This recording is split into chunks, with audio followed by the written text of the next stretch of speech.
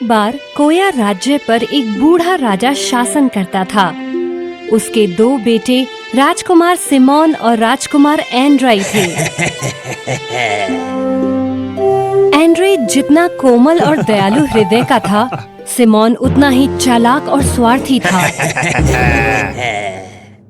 एक दिन राजा बहुत बीमार हो गया और बिस्तर पर पड़ गया। उसने कई तरह की दवाएं ली, लेकिन उसके स्वास्थ्य में कोई सुधार नहीं हुआ।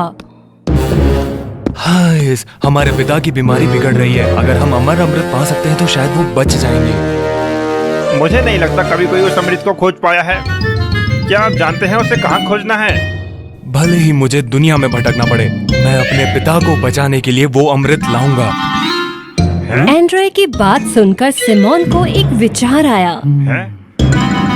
मुझे पूरा यकीन है कि वो सिंहासन जीतने के लिए पिताजी के लिए अमृत ढूंढना चाहता है। मुझे उससे पहले ढूंढना है।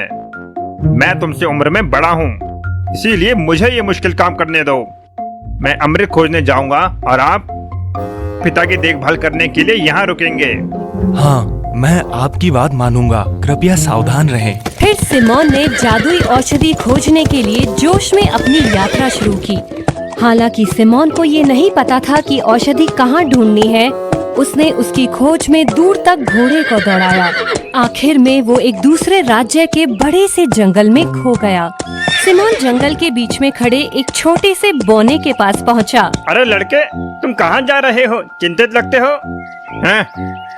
बदसूरत बौना, इससे तुम्हें कोई लेना देना नहीं है। मेरे रास्ते से हट जाओ। बौने को डांटने के बाद सिमोन ने अपने घोड़े को उसके ऊपर दौड़ाने की कोशिश करी।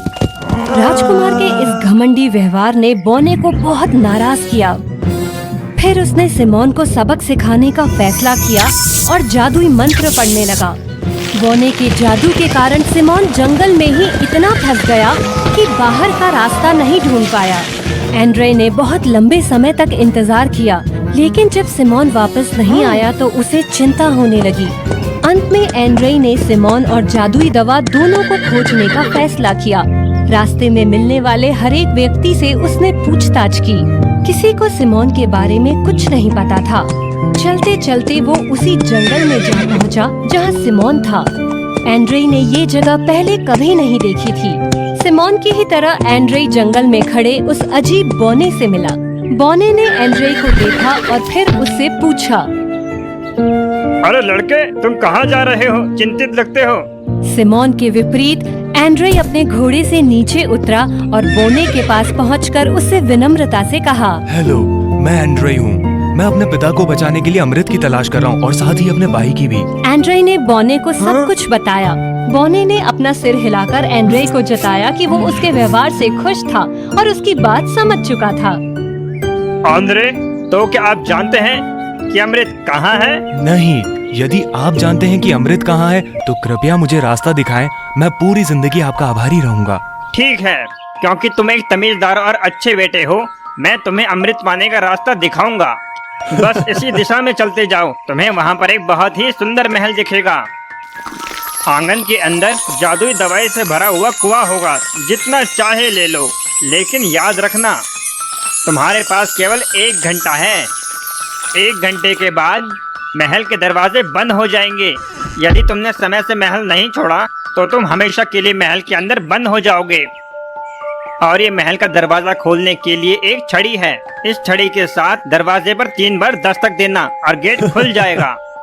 आप 2 भयंकर शेरों को गेट की रखवाली करते देखेंगे। उनके सामने ये 2 ब्रेड के टुकड़े फेंक देना। वे चुपचाप खाएंगे और आपको प्रवेश करने देंगे।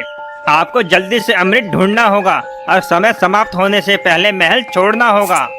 आप बहुत दयालु हैं। मैं आपके निर्देशों का पालन करूंगा। आपका बहुत बहुत धन्यवाद। एंड्रई बौने के निर्देशों का पालन करता हुआ अंत में जंगल में जादुई महल के पास पहुंचा। एंड्रई लोहे के दरवाजे पर पहुंचा और 3 बार दस्तक दी। दरवाजा पूरी तरह खुल गया और उसके सामने 2 आक्रामक शेर गुर्राने लगे। एंड्रई ने उनके आगे ब्रेड के 2 टुकड़े फेंक दिए। जैसे ही दोनों शेर ब्रेड खाने के लिए आगे बढ़े, एंड्रई भागकर महल में घुस गया। एंड्रई ने महल में इधर उधर घूमना शुरू कर दिया। वो एक बड़े और शानदार कमरे में पहुंचा, जहां पर एक कुर्सी पर उसने एक राजकुमारी को सोते हुए देखा। जब एंड्रई ने राजकुमारी डायना को देखा तो उसकी सुंदरता को सराहने लगा और राजकुमारी से उसे तुरंत प्यार हो गया। वीडियो अच्छी लगे तो लाइक कमेंट सब्सक्राइब जरूर करिए।